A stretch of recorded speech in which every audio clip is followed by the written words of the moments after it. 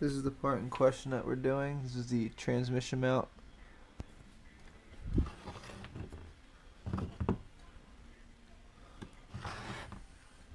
It's located, it's a little tough to see, but right down in there under the airbox, right in here. Very tough to see. Right there. Start by jacking the car under the transmission, and don't really jack the car up, just take the weight off of it so the car wouldn't shake if you were to push down on it. The first thing we're going to do is remove the battery and battery tray.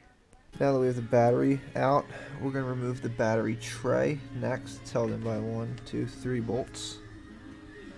There's a couple clips also that you need to recognize here too, that the wires are held into. Also the fuse box. It's held in by 2 nuts down there. Be careful, there's a line going over. I neglected to mention that taking out these 3 bolts, there was also one more back here on the battery tray. There was 4 in total. And this plastic piece also unclips from it back here too. At this point, after the battery tray's out, you'll now see that we've exposed 1 and 2 of the motor mount bolts and the motor mount through bolt right here. The next part we're going to remove is the whole air filter assembly here. You can start by disconnecting your wires and the mass airflow sensor, and you're going to unclip this top part and we're going to slip it off right from here. After you get all the wires disconnected, you can push them back like this. You don't have to cut this clip, you can slip it apart. This cluster of wires you can just push back for now.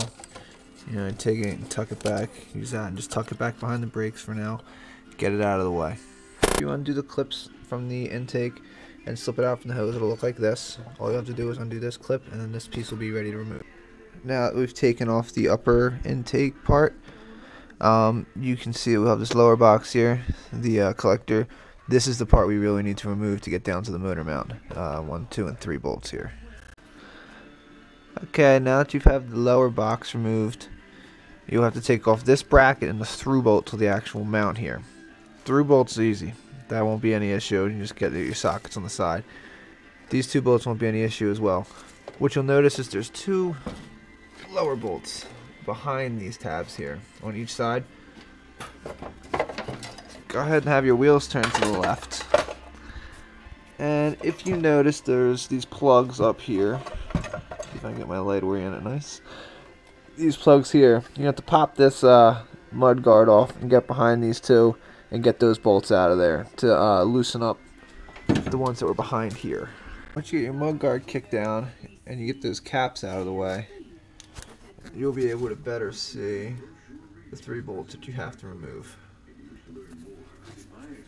Before you want to remove those 3 bolts, come up here and knock out the through bolt to the motor mount first. That'll be the easiest one to get out now while the mount's still attached to the car. And you can separate them. Already have your jack under the car. Remember we did this, that was the first thing we did, was support the transmission. We took the weight off, so this bolt should come out fairly easy.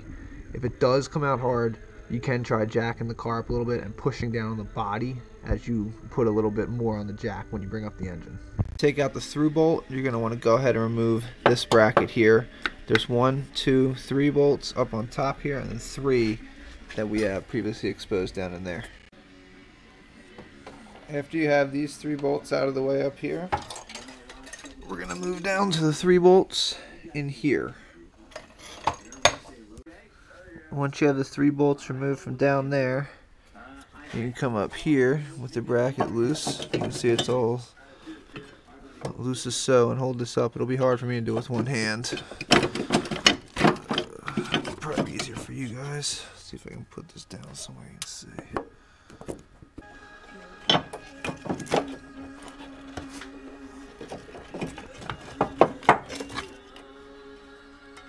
Take them out like so. Make sure these rubber pieces are still in good shape.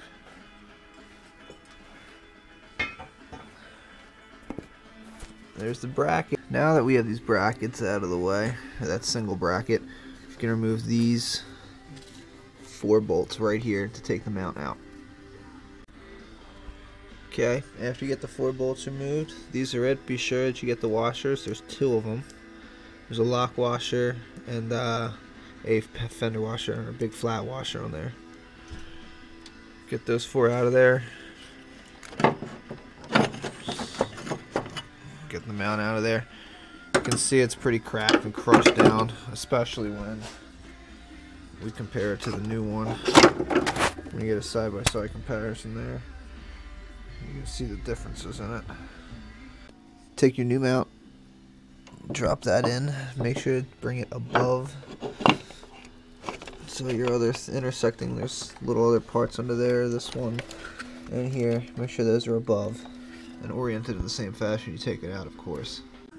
Take your bolts, throw them back into the mount, snug them down slightly, and then torque them to 22 to 29 foot-pounds.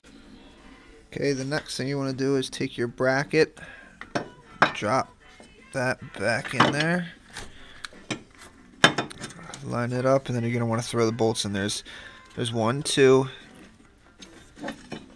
This one comes right on top to make 3. Once you get those 3 bolts in, go ahead and torque them down to 30 foot-pounds. Those 3 and these 2 right here. This is no torque spec. After you get your bolts torqued down right there, you can go ahead and put your mud flap back and make sure to put the 3 caps in to cover those bolts. After you get the mud flap button back up, this is going to be the tricky part for pretty much everyone, is getting this bolt back in through there. This actually ties the bracket and the trans mount together. Many different ways you could do this. Usually I'm just going to jack up my car just a little bit further for mine. It only looks like I got to come off about a 1/2 inch anyway, or I might just have somebody else push down on the body of the car. Not sure which, but whatever works out for you. Just use common sense and don't try to bend anything when you're trying to pry this to get into place.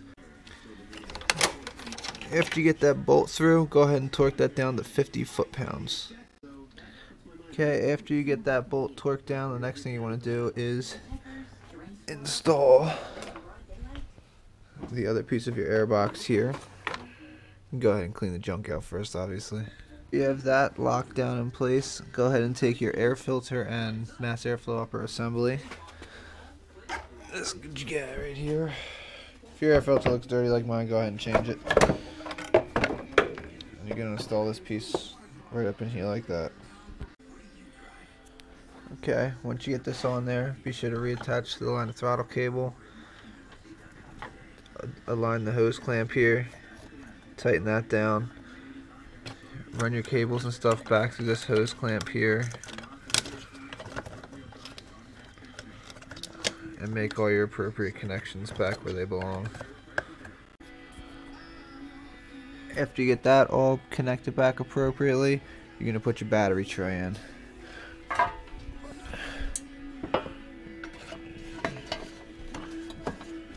Drop that down in there and make sure to push this back onto the tray.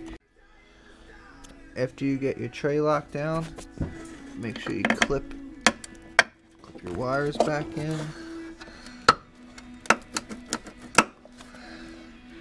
You got this locked in, this locked in. Okay, if your battery's dirty as hell like mine, never hurts to just take a little steel wool, Scotch-Brite or something, clean up your terminals, put a little, a little Vaseline or a tiny little dab of grease to help prevent a little more corrosion. After you get your terminals cleaned up, you can go ahead and reconnect your 2 lines, check them, make sure they're tight, get your battery all locked down and everything while you're at it, get it all done, and be happy. You just changed the transmission mount.